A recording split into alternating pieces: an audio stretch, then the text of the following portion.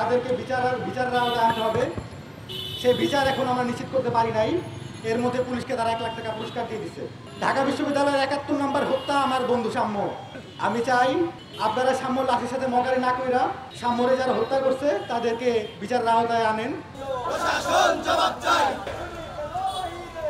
এই ক্যাম্পাস শিক্ষার্থী বান্ধব করতে হবে, ভবঘুরে এবং বহিরাগত মুক্ত করতে হবে। প্রত্যেক শিক্ষার্থী যাতে নিরাপদে নির্বিঘ্নে ক্যাম্পাসে বিচরণ করতে পারে তার নিশ্চয়তাই প্রশাসনকে দিতে হবে।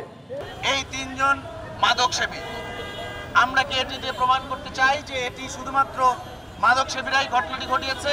আগামী 48 ঘন্টা আমাদের শিক্ষার্থীরা যে দাবি দিয়েছে, এই 48 ঘন্টার মধ্যে অবশ্যই আমরা দোষীদেরকে আইনের আওতায় দেখতে চাই এবং শিক্ষার্থীর এই দাবির সাথে আমরা একাত্ম ঘোষণা করছি। আমাদের দেশের সবচেয়ে বড় দুর্ভাগ্য হলো যে কারোর মৃত্যু হলেই সে যখন রাজনৈতিক লাশ হয়ে যায়, সেটা অত্যন্ত দুঃখজনক ব্যাপার। আসলে সে ঢাকা বিশ্ববিদ্যালয়ের শিক্ষার্থী, তার বিচার হওয়া এবং তার শাস্তি হওয়া এত সময় লাগবে। এই বাংলাদেশে ঢাকা বিশ্ববিদ্যালয় ক্যাম্পাসে এতটা অনিরাপদ হতে পারে, বিশ্ববিদ্যালয়ের শিক্ষক হিসেবে এটা কোনোভাবে আমরা মেনে নিতে পারি না। আমরা সাম্যর সঠিক বিচার চাই। তারা টাকার বিনিময়ে লাশের লেনদেন করে। আমার বন্ধুকে নিয়ে রাজনীতি হয়, অথচ তার বিচার হয় না। আমরা 48 ঘন্টার আলটিমেটাম বেঁধে দিচ্ছি এই প্রশাসনকে। তারা যদি 48 ঘন্টার মধ্যে যে 10-12 জন উপস্থিত ছিল, সহজে ঘাতক ছিল, যারা অস্ত্র ছিল, এবং সেই অস্ত্র যদি উদ্ধার সহ বিচারের আওতাধীন না আনতে পারে, তাহলে আমরা রবিবার থেকে কঠোর আন্দোলনে যাব।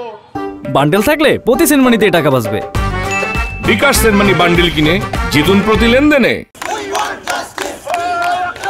অবিলম্বে অন্তর্বর্তীকালীন সরকারকে সাবধান করে দিতে চাই, এই সাম্যর মতো বড় কলজাওয়ালা যোদ্ধাদের জন্যই আপনারা যে গতিতে বসতে পেরেছেন, সেই গতি রক্ষায় আপনাদেরকে অবশ্যই এই সাম্যর হত্যাকারীদেরকে ধরতে হবে। আমরা মনে করি এটা শাহবাগ থানার ব্যর্থতা, এটা বাংলাদেশের পুলিশ বিভাগের ব্যর্থতা, স্বরাষ্ট্র মন্ত্রণালয়ের ব্যর্থতা, এবং ওনারা শুধু পদ নিয়েই বসে থাকেন এবং সেই পদের উত্তাপে উত্তপ্ত থাকেন। এখানে তাকান না। এখানে যে এত বড় একটা সিন্ডিকেট চলে, সেটা কিন্তু আমরা নিজেরা নিরাপদ মনে করি না। আমরা পারতপক্ষে বইমেলার সময় ছাড়া, আমি যেমন ওই সোহরাওয়ার্দী উদ্যানে প্রবেশ করি না, সারা বছর বইমেলার সময় যাই। এবারও গিয়েছি বাচ্চাদের নিয়ে, আমার বাচ্চাদের নিয়ে বইমেলা। কারণটা হচ্ছে এটা কখনোই আমরা নিরাপদ জায়গা মনে করছি না।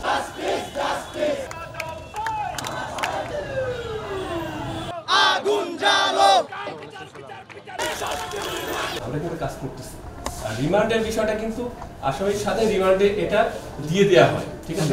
রিমান্ড চাইলাম, এটা কিন্তু বড় ফ্যাক্টর না, বড় এইটার দ্বারা জড়িত তাদেরকে দ্রুত আমরা ক্যাপচার করতে চাই।